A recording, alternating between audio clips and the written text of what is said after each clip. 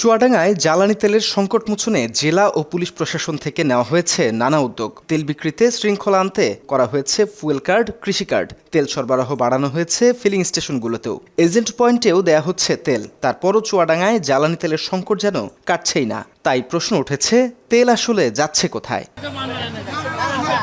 চুয়াডাঙ্গার দর্শনার শিল্পনগরীর Darshana filling station. শুক্রবার সকাল 7:30টায় পেট্রোল ডিজেল বিক্রি শুরু হয় এই স্টেশনে। তবে ভোর থেকেই লম্বা লাইন। একদিকে ট্রাক্টর, অন্যদিকে কন্টেইনার হাতে কৃষক। অনেকের অভিযোগ, তেল পাওয়া যাচ্ছে না পাম্পে। কিছু অসাধু ব্যবসা আছে, তারা বারবার নিয়ে তেলের সংকটে পড়ছে ভাবে, আর পুলিশের সব 2 নম্বরই সব, যার কারণে আমাদের কিছু করার নেই। এখন আমরা লাইন থেকে আমরা তেল পাচ্ছি না। আমরা বাইরে পাম্পে গেলে আমাদের তেল দিয়েছে না, আর এলাকার পাম্পে হিসেবে বসে আমাদের 10 লিটার নাও, 20 লিটার নাও, তেলের কোনো সংকট নেই। এইগুলো আমাদের মেনটেন করতে হবে। জেলা প্রশাসন থেকে পেট্রোল ডিজেল কিনতে ফুয়েল কার্ড করে দেওয়া হয়েছে। এতে সুফল মিলছে মোটরসাইকেল চালকদের। আমি এখন তেল নিতে আসলাম, তেলের কোনো সংকট দেখছি না। যে পরিমাণ চাচ্ছে তাকে সেইভাবেই দেওয়া হচ্ছে। একটু লাইনের নিতে হচ্ছে, তাছাড়া পর্যাপ্ত আছে, একটু ধৈর্যের পরিচয় দেওয়া হচ্ছে। কৃষকদের জন্য ফুয়েল কার্ড দিয়ে কৃষি কর্মকর্তাকে ট্যাগ অফিসার বানিয়ে ডিজেল দেওয়া হচ্ছে। তারপরও ডিজেল মিলছে না, এমন অভিযোগ কৃষকদের।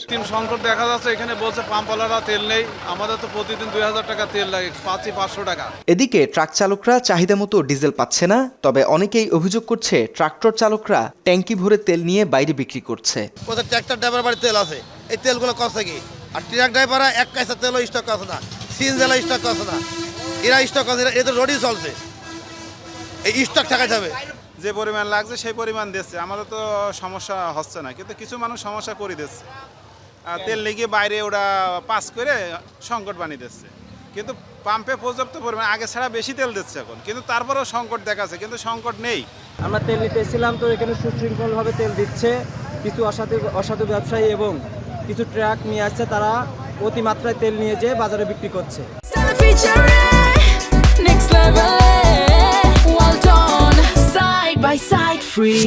তেল পাম্পগুলোতে তেলের বরাদ্দ বাড়ানো হয়েছে দ্বিগুণ। তারপরও সংকট থাকায় উদ্বেগ প্রকাশ করেছে স্থানীয় পুলিশ প্রশাসন। একই সাথে সংকট কাটিয়ে ওঠার আশ্বাস দেন তিনি। প্রতি বছর এই সময় যে পরিমাণ তেল এই পাম্পে আসে বা বরাদ্দ হয়, ঠিক একই পরিমাণ, এমনকি মাঝে মধ্যে বেশিও আসছে।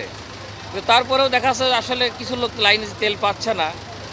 এখানে আসলে যারা হয়তো দেখা যাচ্ছে যে তেল সরবরাহ থাকলেও কিছু লোক আতঙ্ক, বিভিন্ন ধরনের লোক আতঙ্ক ছড়ায়, প্যানিক ছড়াচ্ছে যে আসলে তেল হয়তো শেষ হয়ে যাইতে পারে বা পরবর্তীতে নাও পাওয়া যাইতে পারে। এর পরিপ্রেক্ষিতে কিছু লোক হয়তো তেল অতিরিক্ত নেয় বা অতিরিক্ত মজুতদারি করার চেষ্টা চালাচ্ছে। আমাদের কাছে এ ধরনের তথ্য আসে, আমরা নিজেরাও তৎপরতা আছে থানার মধ্যে, এবং আমাদের গোয়েন্দা তৎপরতা লাগিয়েছে। এগুলো আমরা যদি পাই তাহলে তার কঠোর আইনগত ব্যবস্থা গ্রহণ করা হবে। জ্বালানি তেল সংকটের একই চিত্র জেলার 4টি উপজেলার 22টি ফিলিং স্টেশনে। পেট্রোল আছে, ডিজেল আছে পর্যাপ্ত। তারপরও সংকটের আওয়াজ তুলছে এক শ্রেণীর মানুষ। প্রশ্ন তাই থেকেই যাচ্ছে, তেল তাহলে যাচ্ছে কোথায়? তথ্যচিত্রে RK লিটন, বাংলা এডিশন। ঠিক আছে।